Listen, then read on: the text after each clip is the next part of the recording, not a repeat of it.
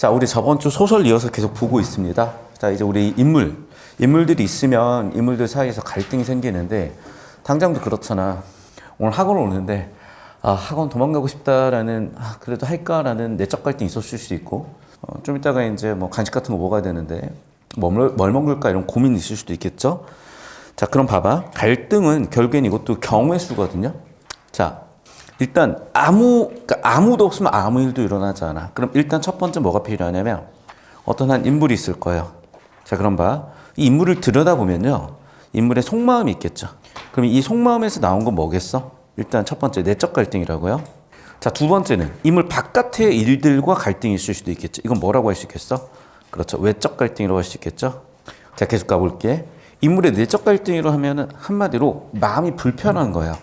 그럼 마음이 왜 불편해지냐면 어떤 상황이나 주변에 자극들이 있었을 거야. 그럼 우리는 거기서 편해. 그럼 갈등 없죠. 근데 뭔가 상황 자극에서 뭔가 불편함을 느끼게 되면 그게 바로 내적 갈등을 할 수 있겠네. 오케이. 자, 계속해서 외적 갈등도 한번 볼 건데요. 외적 갈등이라는 건 여러분, 자, 첫 번째. 우리가 살아가는데 이거지.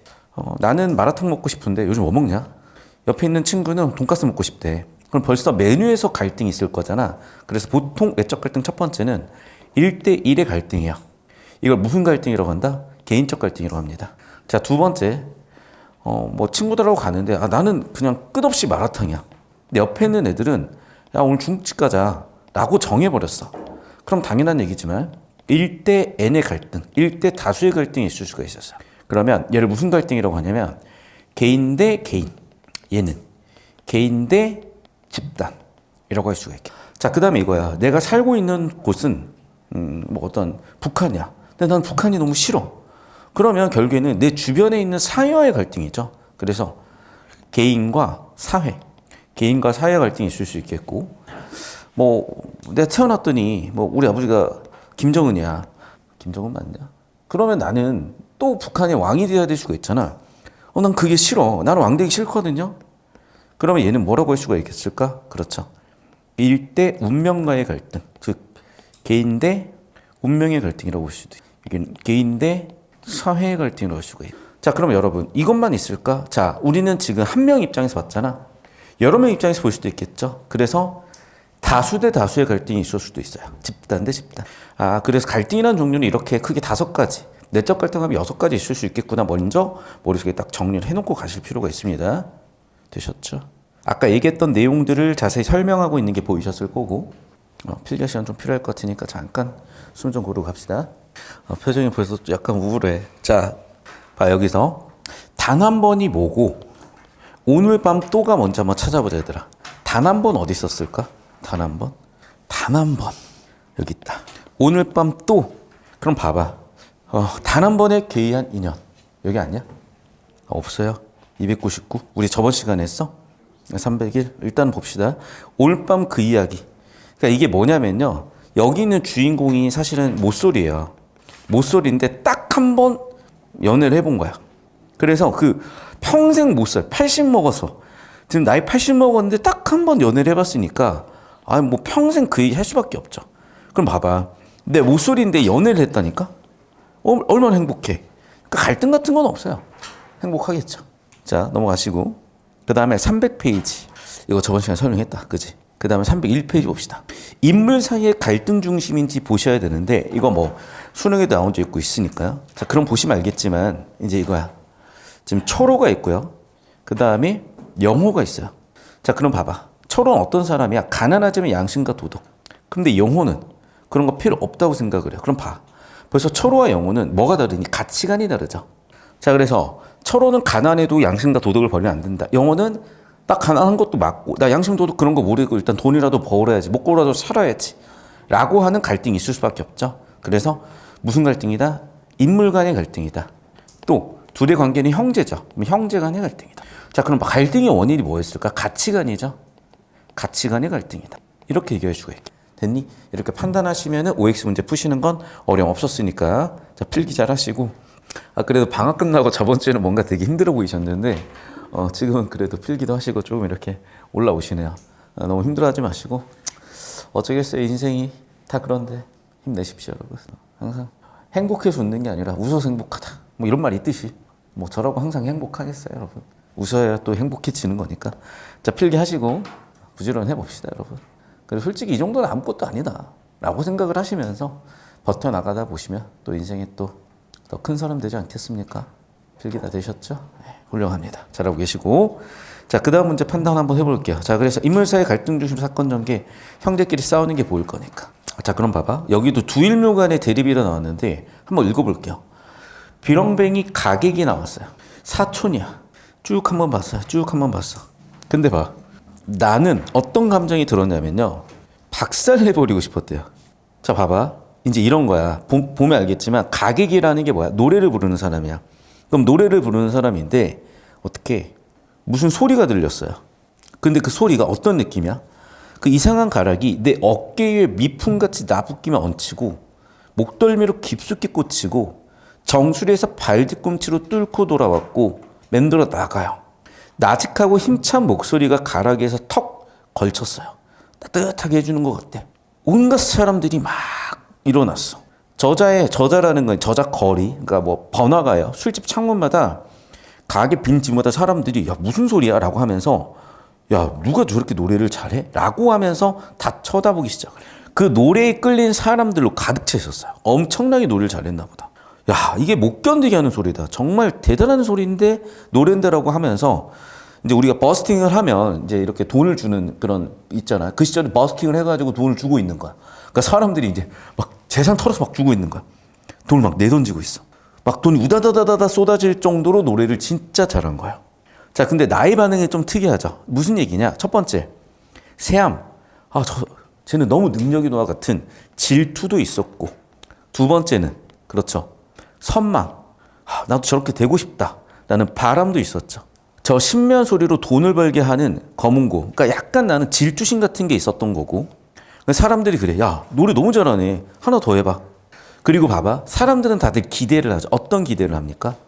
노래를 잘하면 외모도 좋을 거라고 기대를 해. 근데 이게 어쩔 수 없어요, 얘들아. 이 직업을 갖는 사람들은 둘 다 갖추길 원해요.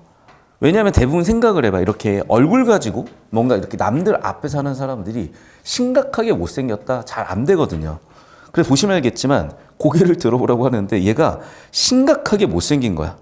그래서 봤더니 얼굴 딱 봤더니 너무 못생겼나 봐. 그래서 가슴이 답답해지고 정말 속이 뒤틀리고 구역질이 날 정도로 외모가 박살이 나 있는 거야. 됐니? 그랬더니 사람들이 갑자기 뭐야 이러면서. 그래서 사람들 사이에서 웅성거리는 소리가 들렸고 얼굴이 흉하게 일그러질수록 노래는 더 신묘해졌죠. 그런데 어떻게? 얼굴 때문에 사람들이 막 화가 날 정도로 돼버린 거야. 그럼 봐봐. 두 인물 간의 대립이라고 해야 돼요? 아니면 가객 때문에 사람들 사이에서 생겨난 내적 갈등이라고 해야 될까? 일단 첫 번째는 이거야. 가객이 뭐 때문에? 외모 때문에 사람들의 내적 갈등이 생겨났고, 근데 봐봐. 이 사람들은 그러면 얘한테 안 좋은 감정을 갖고 있죠. 그럼 나쁜 감정을 갖고 있다. 두 번째는 뭐예요, 그러면? 가객 한 명과 사람들의 갈등이죠. 그럼 아까 우리가 배웠다시피 첫 번째는 뭐냐? 여기에 초점을 갖으면 내적 갈등이지만 주인공이 가객이라고 본다면은 인물과 여러 사람들 간의 갈등이라고 봐야 되겠네. 한 인물과 집단 간의 갈등이라고 봐야 되겠어. 여기까지 되셨을까요? 자, 303페이지. 개인과 사회 갈등인데 여긴 보시면 알겠지만 이제 이런 거야. 형의 소설이 나를 초조하게 했대. 보이죠? 나를 초조하게 한 거잖아. 그럼 이건 일단 첫 번째. 내 입장에서는 뭐야? 내적 갈등이야. 이해됐니? 그래서 정답 맞다는 거 바로 판단되셨죠. 나를 초조하게 한다. 내적 갈등. 여기까지 괜찮으십니까? 계속해서 판단해보시고. 자, 정리되시면 304페이지 가보겠습니다. A에는 표면적으로 길동의 내적 갈등이 나타나지만 그 갈등의 원인이 사회 제도에 있대. 그럼 개인과 사회 갈등을 볼 수가 있대. 그렇죠. 대장부가 세상에 나서 공명을 본받지 못하면 뭐 어떻게 해야 되는데 얘도 뭐야? 봐봐. 이런 걸 뭐라 그러냐면 세상에 났다. 세상을 세라고 하고 날려면 날아오른다. 즉 뭐라고 하면 되겠어요? 출세예요. 그리고 내가 장군이 돼가지고 뭘 한다. 이름을 멀리 알리는 거니까 공명이라고 합니다. 공을 세운다. 이름을 빛낸다. 공명이라고 볼 수가 있겠지. 정리하면 이제 이거다. 세상에 났다는 말은 출세. 공을 세워 이름을 만대 펼쳤다. 공명이야. 됐니? 난 어찌하여 한 몸이 외롭고 심장이 터질 것 같아. 여기도 볼게. 자, 봐. 심장이 터질 것 같다, 원통하다, 이거는 뭐야? 내적 갈등이요. 자, 근데 봐. 왜 이런 일이 벌어졌을까? 그렇죠. 조선의 신분제사였잖아. 그래서 원인은 뭐니? 조선은 신분제사였으니까. 그것 때문에 내가 좌절할 수밖에 없었고, 그 좌절 때문에 내적 갈등을 하게 된 거니까 첫 번째는 뭐야? 표면적으로는 길동의 내적 갈등으로 볼 수도 있겠죠. 하지만 이면적으로는 뭐라고 볼 수도 있다? 사회제도 있다고 볼 수도 있고, 따라서 개인과 사회 갈등으로 볼 수도 있겠다. 필기하시면 되겠습니다. 정리되셨습니까, 여러분? 네, 훌륭합니다. 자, 넘어가셔가지고 305페이지. 자, 개인과 운명이라는 건데 이제 사람들이 옛날에 그렇게 생각을 했어요. 역마살이라는 거는 떠돌이 인생을 살게 하는 운명 같은 게 있다라는 얘기야. 그래서 떠돌이 인생을 살게 하는 그 운명이 있고 그를 극복하려는 인물이 있을 수 있는데, 자 봅시다. 그럼 이게 있는지와 이게 있는지 확인하면 되잖아. 자, 이제 이거예요. 이 역마살이라는 운명을 누가 가지고 태어났냐면은 이 친구인데, 이 친구는 어머니가 옥화야. 그래서 어머니 옥화가 봤을 때는 얘는 뭐 무당이라든지 아니면 태생을 생각을 하면 어쩔 수 없이 얘는 떠돌이 인생을 살아야 될 것 같은 거야. 그럼 엄마 입장에서는 아들이 이렇게 연락도 안 되고 떠돌아다니면 너무 마음이 아플 거 아니야. 왜냐면 옛날에 뭐 인스타 뭐 DM도 없고 핸드폰도 없어. 그럼 떠돌아다니면은 뭐 어쩌다 보는 거야. 그리고 죽었을 수도 있고 소식도 안 들리고 너무 걱정되잖아요. 그래서 무슨 얘기냐? 여기서 그를 극복하려고 하는 인물은 어머니죠. 어머니가 아들의 운명에 맞서 보려고 하는 거죠. 그래서 역마살의 운명을 가지고 태어난 건 아들이야. 그거에 대해서 극복하려고 하는 건 어머니입니다. 이해되실까요? 예, 필기 정리하시다 보면은 느낌 훅 오실 겁니다. 잘 정리해 보시고 6페이지인데 보통 소설이 대체적으로 이랬던 것 같아요. 처음부터 빵 하고 치고 들어가는 경우도 있는데 우리가 이제 다들 배우셨잖아. 발단? 그러니까 발단이라는 게 출발할 때 그 발자라고 생각을 해봐. 그러면 시작이에요, 얘는. 그 다음 뭔가 이제 펼쳐져야지, 전개. 그러면서 뭔가 갈등이 좀 심화되는 위기. 그리고 이게 변곡점, 정확한 극점이죠. 갈등에 치닫는 이 부분, 절정. 그리고 마지막, 결말에서 해소. 그러니까 이게 100%는 아닌데 대체적으로 그래요. 한 95% 이러한 구조를 가지고 있는데, 자, Y축은 갈등의 정도겠죠. 자, 그럼 이게 왜 중요한 거냐? 기본적으로 소설은 인물, 그리고 인물 간의 사건은 보통 이제 갈등이 될 수가 갈등이 될 가능성이 높으니까. 그리고 깔려있는 것들은 배경이에요. 그래서 이걸 물어볼 수밖에 없거든. 특히 이제 중학교 때는 이걸 되게 중요하게 생각을 하고, 고등학교 때 물어보는 경우는 거의 없지만, 이게 좀 기본적으로 되어 있어야, 아, 갈등이 뭔가 이렇게 고조되고 있구나. 갈등이 해소되고 있구나. 이것을 갈등의 고조라고 하는구나. 이걸 갈등 해소라고 하는구나가 좀 보이실 거예요. 자, 그래서 필기가 되셨으면, 이거 그대로 그래프까지 필기해 놓으십시오. 필기가 되셨으면, 이어서 이제 다음으로 갑니다.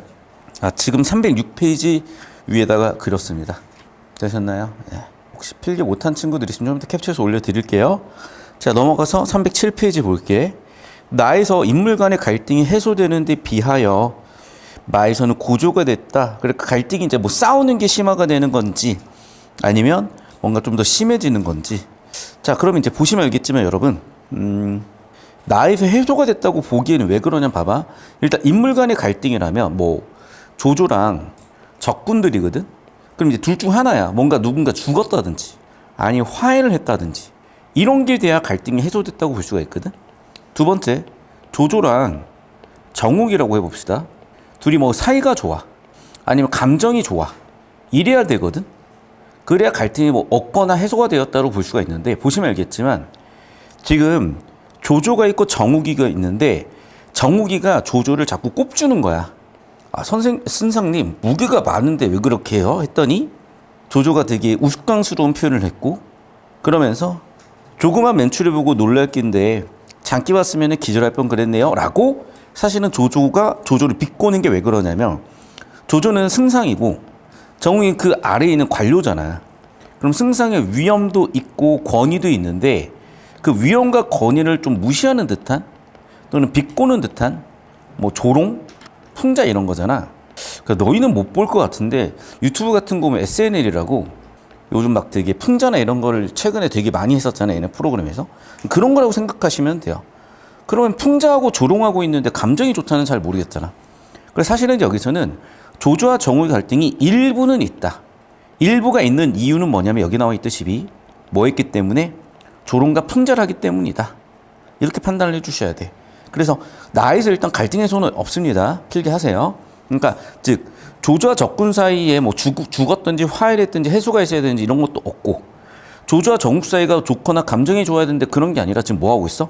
무시하고 비꼬고 조롱하고 풍자하고 있잖아. 그러니까 조조에 대해서 정욱이가 뭐라고 얘기하는데 그게 다 우스꽝스러운 표현들이고 조조를 되게 비꼬고 있는 거고. 여기까지 되셨어요? 그래서 첫 번째 이겁니다. 자, 그래서 인물 간의 갈등 해소 이런 건 없고요. 두 번째도 보시면 알겠지만, 자, 볼게. 조조가 있는데 조자룡이 나와서 너 목 쳐버릴게 라고 하고 있으니 여기는 인물 간의 갈등 구조라고 볼 수가 있을 것 같아. 그래서 자, 마에서는 맞고 여기서는 틀렸거나 애매합니다. 이렇게 정확하게 구분해서 판단합시다. 됐죠? 그래서 나에서는 해소가 없거나 애매하다. 마에서는 맞다. 이렇게 정리해 보시면 되겠어요. 자, 필기 못한 건 좀 이따 또 드릴 테니까 같이 해보시고, 자, A로 가보겠습니다. 10년 정성을 들여 선생을 찾았는데 뵙질 못하니 동자는 좀 알려주세요라고 얘기했고, 동자가 웃으면서 얘기했어요. 어떻게 알겠어? 라고 얘기해버렸죠. 자, 그럼 봐봐. 지금 선생이 있고 동자가 있었죠. 야, 너는 어차피 안 돼 라고 얘기를 해버렸잖아 지금. 그러니까 크게 세 명인 거야. 일단 첫 번째, 아마도 이 그대는 조웅인 것 같아. 그러니까 조웅이가 와서 누구한테? 동자한테 얘기를 해. 선생님 어디 갔어요? 그랬더니 동자가 뭐라고 대답했어요? 너 어떻게 찾아? 너 못 찾아? 라고 얘기를 해버린 거죠. 그래서 어쩔 수 없이 못 만나니까 울적한 마음. 그래서 정리하면 이거예요. 여기를 첫 번째 장면이라고 하잖아. 그럼 첫 번째 장면에서는 얘가 나왔어요. 자, 그래서 결국에는 선생님 못 만나게 됐으니까 울적한 마음이 있을 수밖에 없겠죠. 어쩔 수 없다고 가려고 했어. 그래서 쭉 이제 보고 있었어. 샵 2입니다, 이제. 철관도사가 쭉 보고 있었죠. 그래서 뭔가 글을 써, 얘가. 그래서 철관도사가 쭉 보니까 글을 쓰고 있는데, 10년씩이나 왔구나. 만리 밖에서 왔구나. 그리고 봐봐. 이런 건데, 여기 나그네는 누구야? 조웅이죠. 왜냐면 조웅이가 좀 찾아왔잖아. 그리고 봐. 조웅의 지금 환경은 못이에요. 그리고 조웅이는 자기 자신을 용이라고 생각을 하는 거지. 그럼 용이 이렇게 비상하려고 하는데, 그래, 내 정성이 모자라구나라고 내 탓을 하고 있는 거야. 근데 여러분, 예나 지금이나 똑같아요. 우리가 이제 실제로 용이 있을 수도 있는데, 예를 들면 이런 거다. 요즘은 이제 자본주의 시대니까 회사, 돈을 버는 기업이 뭔가 되게 위대한 일을 한다고 우리가 생각을 하잖아. 그럼 그 중에서도 뭐가 있니? 유니콘이라 그래서 스타트업을 해서 창업을 해서 1조짜리 가치 회사를 유니콘이라 그래. 그럼 그 전설 속이라는 거죠. 데카콘은 10을 데카라고 하잖아. 그래서 10조짜리, 그러니까 10배야. 유니콘의 이제 10배. 그래서 10조짜리를 데카콘이라고 하는 거거든. 그래서 이제 얘도 이제 이런 거죠. 요즘으로 치면은 난 유니콘이 되려고 하는데. 그러니까 쉽게 얘기하면 이런 거야. 이 철관도사가 일종의 투자자라고 생각을 해보는 거지. 그리고 조웅이는 그 투자를 받으러 온 스타트업 대표라고 생각을 해보면 되는 거예요. 그래서 거절받고 가면서 이 글 하나를 딱 남긴 거야. 그랬더니 철관도사가 이거 봐라. 얘 좀 능력이 있는 앤데? 라고 하면서 얘를 걷어가지고 일종의 투자를 하거나 도와주려고 하는 거죠. 그래서 그래. 너 좀 뭐가 있는 애네. 동자를 보냈고 웅을 청하했다는 거죠. 그러니까 여러분 이런 거다. 이렇게 인맥이라는 거, 사람은요 여러분 기회를 줄 수 있는 것 같아. 근데 결국 성공은 여러분 자기의 능력이에요. 그리고 우리가 능력을 갖추고 준비를 하다 보면은 사실 운이 아무리 나빠도 어느 순간 타이밍이 한 번 맞거나 기회가 올 때가 있거든. 물론 운이죠. 기회가 막 계속 주어지는 사람도 있고 그 운때가 맞는 사람도 있겠죠. 근데 어쩌겠어요. 그 운이라는 건 내가 어찌할 수 없는 거라면 내가 할 수 있는 거를 잘 준비해보는 거죠. 그러면서 이 말이 설득이 된 거지. 그래서 흐름을 보시면 알겠지만 처음에는 뭐야? 좌절이죠. 안 만나줬으니까. 근데 그 좌절에 대해서 얘는 어떻게 받아들인 거야? 그렇죠. 극복하려고 하고 자기 탓을 하고 있죠. 두 번째 해결 방법은 뭐다? 그렇죠. 조웅이는 뭐 A라는 시를 적고 그 시 내용을 보면 자기가 그만큼 유능하다. 하지만 사람들이 나를 무능하다고 생각하는구나. 나는 아직 기회가 없구나. 그런데 이 또한 내 탓이다. 라고 하는 걸 보면 이제 이런 걸 알아보는 사람들은 알아본다는 거예요. 그래, 여러분 중요한 건 이거야. 실력을 갖추고 그리고 기회를 찾다 보면 어느 순간 기회를 만나서 이렇게 용이 될 수 있다, 성공할 수 있다, 유니콘이 될 수 있다 이런 얘기로 해석을 하시면 되겠어요. 됐죠? 자, 그럼 봐봐. 그렇죠. 주인공의 고민은 이 사람을 만나야 되는데 그 만남을 거절당했죠. 그래서 이 거절에 대해서 A를 남겼고 그 A 때문에 만남이 성사됐잖아. 따라서 뭐라고 본다? 네, 주인공의 고민이 해소되는 계기다라고 해석하실 수가 있겠네. 자, 필기를 되셨죠? 정리하시고요. 선생님 그 7시에 가야 되는 친구 수업 링크를 주세요. 올려주세요. 7시에 가야 되죠. 바로 지금 라이브 링크가 있으니까 바로 올려드리면 뒤쪽 이어서 보시면 돼요. 좀 이따 가시고. 자, 여기까지 이제 잘 풀어보셨고 우리 넘어가서 배경 볼 건데 배경은 시간과 공간을 의미합니다. 시간과 공간. 그런데 중요한 건 이거야. 그 시대적 상황이 되게 중요하게 쓰이는 경우들이 있어. 지금 태평성대일 때랑 전쟁일 때랑은 당연히 상황이 다르기 때문에 다른 주제 같은 게 있을 텐데 자, 여기서는 뭐니? 봄빛이 완연한 산속이라는 잘 보세요. 봄빛은 시간이야 공간이야? 시간이죠. 산속은 뭐야? 공간이죠. 교재 페이지 315페이지입니다. 혹시 없는 사람? 자, 그럼 이제 찾아보자 얘들아. 우리가 봄빛이라고 판단할 만한 단서를 찾아보세요. 근데 봐. 낙엽이잖아. 그럼 봄빛이야 가을이야? 가을이죠. 그리고 새가 날아다니는 거 가지고 봄인지 가을인지 알 수는 없잖아. 자, 또 산인지는 확인이 되죠. 여기 보면은 오림 험한 산이니까. 낙엽이라는 거 봤을 때는 얘는 봄이라고 보긴 힘들겠네. 됐습니까? 봄이 틀렸고 뒤쪽은 맞겠습니다. 그 근거는 뭐라고? 가을이라는 근거. 필기하시고. 자, 넘어가서 그 다음 문제도 볼게요. 배경이 시청각적으로 묘사가 됐다. 찾아보셨을까? 자, 여러분 보세요. 첫 번째는 이겁니다. 혼인날이라는 건 시간 정보야. 금강산이라는 거는 공간 정보입니다. 그런데 여기에 이 배경을 시청각적 묘사 잘 모르겠어. 근데 봐라. 풍경이 좋다. 그러면 시각이라고 볼 수가 있을 것 같아요. 좌우 산천을 바라봤다. 얘들아 봐봐. 풍경이라는 건 시각적 정보죠. 그리고 봐. 바라보다라는 서술어 V도 결국에는 시각에 대한 거죠. 맞죠? 이런 건 전부 다 뭡니까? 시각이고 특히 뭐 황금 같다. 이런 건 지규법인데 황금도 결국 시각이죠. 근데 봐.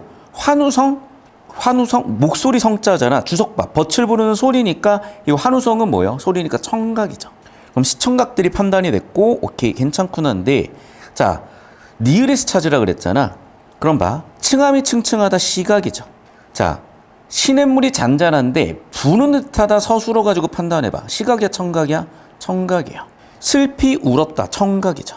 자 뭐로 판단한다 그래서 서술어로 판단하는 거구나.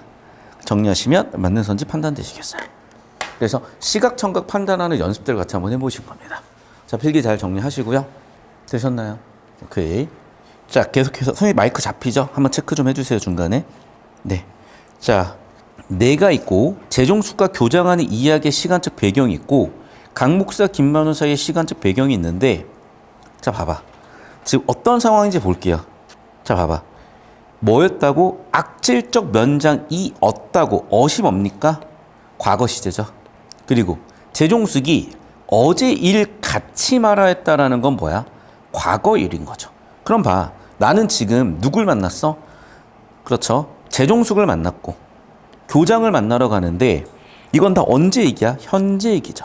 그런데 재종숙이 그들에 대한 얘기라는 건 과거죠. 교장도 마찬가지야. 지금 교장은 현재에 있는 사람이죠. 재종숙도 마찬가지. 그런데 일제시대라고 돌아간 걸 보면 알겠지만 여기도 과거로 갔죠 지금. 정리하면 무슨 얘기야? 나랑 재종숙 교장들은 현대시대에 있는 사람들, 나머지 김만호라든지 이런 사람들은 과거시에 있는 사람들. 따라서 내가 재종숙 교장과 얘기하는 시간적 배경 현재고 여기는 과거라는 게 판단이 되겠죠. 정리하시고요. 필기도 해보십시오. 자 정리되셨으면 또 그 다음 문제 가보겠습니다. 318페이지요. 자 가에서는 배경이 되는 공간이 고정되어 있고 나에서는 배경이 되는 공간이 변화하고 있다. 자 봐, 공간의 변화냐 공간이 고정이냐인데 가에서 공간 정보 찾아보자. 어디 있을까요? 잘 모르겠지. 그러니까 봐봐. 근데 봐봐. 뭐 하고 있어 가에서는? 대화 상황이잖아. 그러면 대화라는 건 그 시절이면 더더욱 뭐 전화기가 있었겠어요? 따라서 같은 공간일 수밖에 없지. 자 그럼 나를 봅시다. 금산성이 호산대에 자 서술어 잡아볼게. 무찌르다 서술어 V 득달아의 서술어 V 보이십니까? 이렇게 서술어가 나온 걸 보면 당연한 얘기지만 공간 변화라고 봐야 되겠지. 필기하자 얘들아. 정리하면 뭐라고요? 위쪽에는 대화 상황이니까 같은 공간이지만 여기 금산선에 호산대에 무찌르다 득달하다 자 지금 그래서 뭐뭐에 부사어가 나와 있고 서술어를 판단으로 보면은 이동 정보가 있기 때문에 맞다고 봐야 되겠죠. 자, 되셨으면 오른쪽 넘어가 볼게요. 319페이지. 자, 상징적 공간을 배경으로 삼아 허구성을 강화하고 있대요. 상상적 공간을 배경으로 삼아 허구성을 강화하고 있대. 차근차근 얘도 한번 봐봅시다. 자, 일단 인물들 잡아보자. 성기, 그 다음에 옥화. 아까도 우리가 저때 봤었던 역마살 때문인 거죠. 근데 봐봐. 지금 상상적 공간과 대립되는 개념은 현실적 공간이에요. 그럼 봐봐. 현실적 공간은 구체 지명이 있으면 되거든요. 자, 그럼 구체 지명 한번 찾아봅시다. 구체 지명 어디 나와 있죠? 구례, 하동. 그럼 구체 지명이라는 거 봤을 때는 상상적 공간이 틀렸다는 걸 판단할 수 있겠고, 허구성과 대립되는 개념은 사실성이에요, 여러분. 상상적이다, 허구성이다, 같이 가는 개념이고, 현실적이다, 사실성이다, 같이 가는 개념이야. 그래서 상상적, 허구성 X, 현실적 공간을 통해서 사실성을 드러냈다. 맞습니다. 틀렸고. 여기까지 필기하시고 판단하는 거 차근차근 연습해 봅시다. 7시에 가는 거죠. 정리 쭉 한번 해보시고 필기 시간 좀 천천히 드리겠습니다. 자, 320페이지 한번 볼게요. 320페이지. 배경이 되는 시대 상황을 구체적으로 설명했대. 자, 그럼 봐. 배경이 되는 시대적 상황. 어디 나와 있지? 알 수가 없잖아. 용왕님은 언제 쓰적 사람이죠? 전혀 모르겠어요. 배경의 시대적 상황이 나타나 있지 않네. 틀렸겠죠. 이제 헷갈린다면 이런 부분이 있을 수가 있어. 지금 보면은 선생님 제갈량은요. 자, 이거죠. 제갈량은 옛날 사람 이야기잖아. 그러니까 고사 인용이라고 하는 거야. 자, 옛날 역사에 있었으니까 역사적 인물이라고 하는 거야. 그 역사적 인물을 예로 들거나 인용을 한 거라고 보셔야죠. 여기까지 되셨습니까? 질문. 좋습니다. 좀 이따 필기 못한 거는 같이 한번 해볼 수 있는 시간 드릴게요. 자, 시대적 배경과 밀접한, 자, 봐봐, 얘들아. 주제의식 강화라는 단어가 나오면 얘는 볼 필요 없이 100% 맞아요. 왜냐하면 주제를 안 담는 선지는 없어. 내용도 없어. 그럼 시대적 배경과 밀접한 어휘.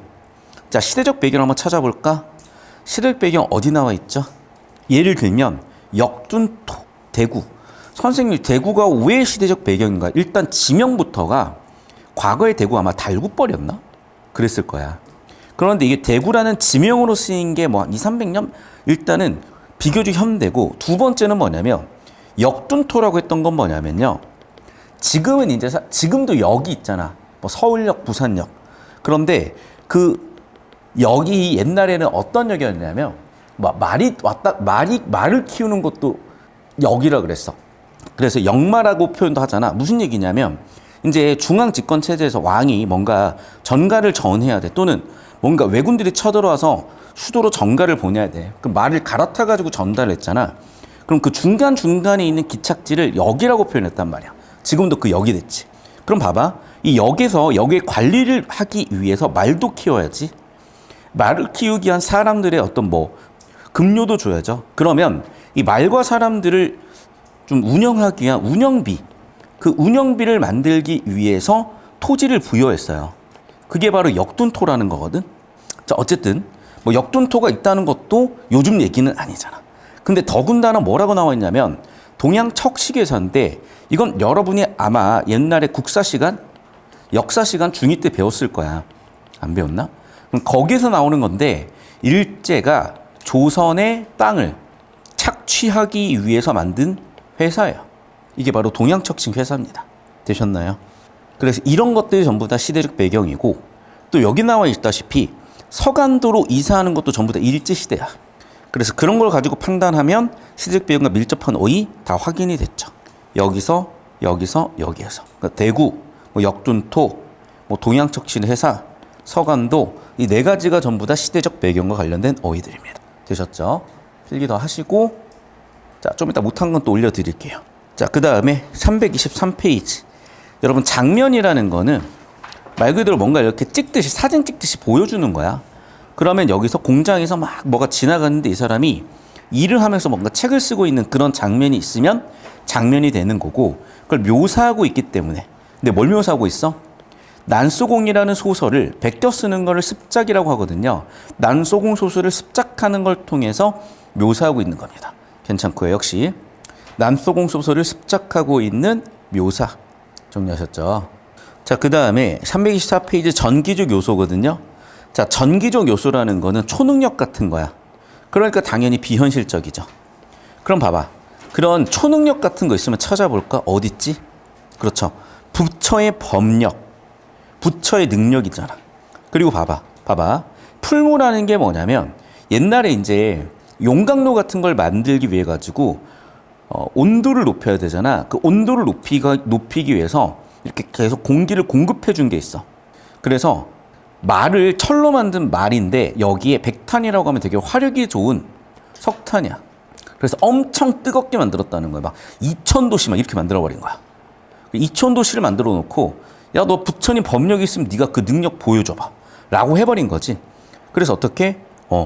사명당이 그거를 보여준 거죠. 이게 다시 얘기하지만 2000도를 막 견디는 그런 능력을 보여줬으니까 초능력 전기적 요소 비현실적인 장면이라고 할 수가 있습니다. 됐니 여기까지? 또 봐봐. 인사를 했더니 뭐가 일어났어? 오색구름이 일어났어. 이런 것도 전부 다 뭐야? 전기적 요소 초능력이라고 봐야 되겠다. 좀 필기 못한 거 드릴게요. 자, 그래서 아까 우리가 OX 문제 풀어보자고 한 거는 여기까지 잘 정리하셨고 영상 잠깐 끊겠습니다. 자, 서술어가 동사, 형용사 이렇게 말 그대로 서술하는 거잖아. 그래서 서술자는 서술하는 사람이겠죠. 서술자는 크게 두 종류가 있어요. 정확하게 네 종류가 있죠. 경우의 수 얘도 마찬가지로 한번 경우의 수를 분류를 해볼게. 자, 첫 번째는 인칭이야. 그래서 첫 번째는 1인칭. 그 다음 1인칭이 아니면 3인칭이겠죠. 자, 2인칭이 서술하는 경우는 없어. 왜? 2인칭은 청자니까. 자, 그 다음에 두 번째, 주인공의 내면을 서술할 수가 있느냐? 서술할 수가 없네. 이렇게 네 가지로 갈립니다. 1인칭이면서 주인공이어야 주인공 내면을 서술할 수 있잖아. 그래서 이걸 뭐라 그런다? 1인칭 주인공 시점. 자, 그래서 서술자가 1인칭일 수도 있고 3인칭일 수도 있어요. 서술자가 1인칭일 때 주인공 내면 서술이 되면 1인칭 주인공 시점. 여기는 내면 서술이 불가능해. 그러면 관찰자였겠구나. 그러면 서술의 안에 있는 애잖아요. 그러니까 뭐라고 한다고? 1인칭 시점이라고 하고. 자, 봐봐. 1인칭은 작품 안에서 나라고 표현되는 거잖아. 이거를 내부 서술이라고 하고 또는 외부 서술이라고 하는데 이쪽이 용어 정리가 아직 안 돼서 보기로 나올 확률은 있어요. 참고를 해주시고. 3인칭은 작품의 외부에 있는 사람이 서술하는 거야. 자, 그래서 3인칭 주인공 4명까지 서술이 된다. 다 알고 있는 거니까 3인칭 전지적 작가 시점이라고 하는 거고 3인칭을 빼고 설명하기도 하겠죠. 두 번째는 뭐니? 그렇죠. 내면 서술이 불가능한 거니까 관찰만 가능해 3인칭 관찰자 시점이 될 거예요. 여기까지 정리가 되셨죠, 여러분? 필기 한번 해주시면 되겠습니다. 자, 그래서 일단 이 개념을 좀 정확히 한번 해주시고 정리해주시고 정리가 되셨으면은 OX 문제풀이랑 쭉쭉 한번 이어서 가보도록 하죠. 자, 330페이지 한번 보도록 할게요. 자, 서술자가 관찰한 사실과 판단한 내용이 함께 기술되고 있다. 그럼 봐. 서술자가 관찰한 거 한번 주황색 한번 쳐볼 거고 판단한 거 노란색 한번 판단을 해볼게. 자, 그러면 관찰한 사실 볼까요? 봐. 예를 들면 이야기를 하고 있다는 관찰이죠. 여기까지는 그들의 대화 장면을 뭐하고 있어? 관찰하고 있죠. 그런데 봐봐. 촌뜨기 선생은 그 눈을 더 동그랗게 뜨고 근데 봐. 큰 기대가 있고 호기심을 가지고 마주 쳐다보는 모양이다는 내 느낌이잖아. 그러니까 여기까지는 관찰이지만 여기부터는 평가라고 볼 수도 있겠어요. 그리고 봐. 여기도 내가 놀랐다라는 것도 일종의 평가죠. 탁상공론이다 평가죠. 의문과 불안이 있다 전부 다 평가죠. 판단이죠. 맞다고 판단하시면 되겠죠. 정리되셨죠? 어렵지 않았을 겁니다. 필기가 되셨으면 또 이어서 보도록 하겠습니다. 자, 넘어가서요. 서술자 교체가 있는 경우가 많지가 않아요, 여러분. 왜냐하면 서술자 교체가 있으면 약간 읽는 사람도 힘들 수가 있고 근데 있긴 있겠지. 그러면 이제 중요한 건 이거야. 인물이나 화자가 누군지를 보면 돼. 그럼 봐. 화자가 누군지를 지금 모르는 상황, 화자가 생략된 상황인데 옹점이라는 인물을 계속해서 얘기하고 있지. 자, 그럼 봐봐. 지금 여기 옹점이가 달랐다라고 해서 옹점이에 대한 얘기잖아. 그걸 쭉 읽어보면 알겠지만 옹점이에 대한 얘기를 우다다 하고 보시면 알겠지만 4개라는 게 나와 있으니까 1인칭은 맞아요. 그런데 봐. 분량이 지금 누구 중심이야? 분량이 엄청 많은 건 옹점이지. 여러분 분량이 많으면 무슨 인공? 주인공이라 그랬잖아. 따라서 1인칭 무슨 시점이 되겠어요? 1인칭 주인공을 관찰하는 시점 되겠죠. 자, 1인칭인 나의 분량보다 옹점이의 분량이 훨씬 압도적으로 많아. 그럼 당연히 옹점이가 주인공이고 그 주인공을 내가 관찰하는 거니까 1인칭 관찰자 시점이야. 그런데 서술자 교체는 잘 모르겠다고. 맞죠? 왜냐하면 이게 1인칭이어도 얼마든지 얘기할 수 있는 거니까. 그래서 판단이 애매하고 틀렸다고 판단하셔야 될 것 같고, 또 뭐가 틀렸냐? 새로운 사건이 아니에요. 뭐에 대한 서술이야? 그렇죠. 옹점이에 대한 인물평가야. 그러니까 이 부분의 주제는 옹점이 인물평가이기 때문에 새로운 사건이 튀어나온 게 아니잖아요. 그것이 틀렸다라고 판단하셔야 되겠습니다. 필기 한번 해주시고요. 자, 넘어가서 332페이지 보도록 하겠습니다. 자, 보기는 윗글에 비해 서술자 개입이 두드러진다. 그럼 봐봐. 서술자 개입이라는 건 서술자가 자기 생각을 얘기하는 부분이야. 그럼 서술자가 자기 생각을 얘기하는 부분 찾아봅시다. 어디 있을까요? 잘 모르겠지. 자, 남원부의 사람으로 참봉을 지냈던 변사정이라는 사람이 있어. 최책이라는 애가 있어. 그럼 그들에 대한 얘기를 하고 있는 거지. 아, 쟤네들이 어떠하다라는 평가가 있는 건 아니잖아. 개입은 없다라고 판단하셔야 되겠어요. 자, 반대로 그러면 이 임진록에선 있을까? 여기 있죠. 아깝도다. 이런 걸 쓰자. 누구와 얘기하는 누구의 감정이야? 그렇죠. 주어가 없다는 거는 아무래도 화자. 화자는 뭐겠어요? 그렇죠. 서술자죠. 여기는 서술자의 감정이 드러났죠. 그럼 서술자의 감정이 드러났다, 평가가 드러났다. 이걸 뭐라 그래? 첫 번째, 가장 간단하게는 작가 개입이요. 두 번째는요, 편집자적 논평이요. 됐습니까? 이 두 가지 개념은 나오시면 확인 한번 해주시고요. 자, 필기하시고. 자, 오른쪽으로 넘어가서 333페이지 계속해 보겠습니다. 자, 아까도 얘기했죠. 서술자 개입이 있느냐, 주관적 판단의 감정 노출이 있느냐 확인해 보자. 자, 어디 나와 있니? 그런 얘기가. 찾아봐. 여기 있죠. 어찌 안타깝지 아니하랴. 누가? 서술자 생각이죠. 그래서 이 부분을 가지고 봤을 때 맞다. 여기도 야, 나쁜 마음만큼 못할 일이 없거든? 이라고 얘기하는 것도 역시 마찬가지. 누구의 생각이야? 서술자의 생각이죠. 그 크게 두 가지 서술자의 생각, 서술자 개입 확인해 주시면 되겠습니다. 자, 필기 되셨나요?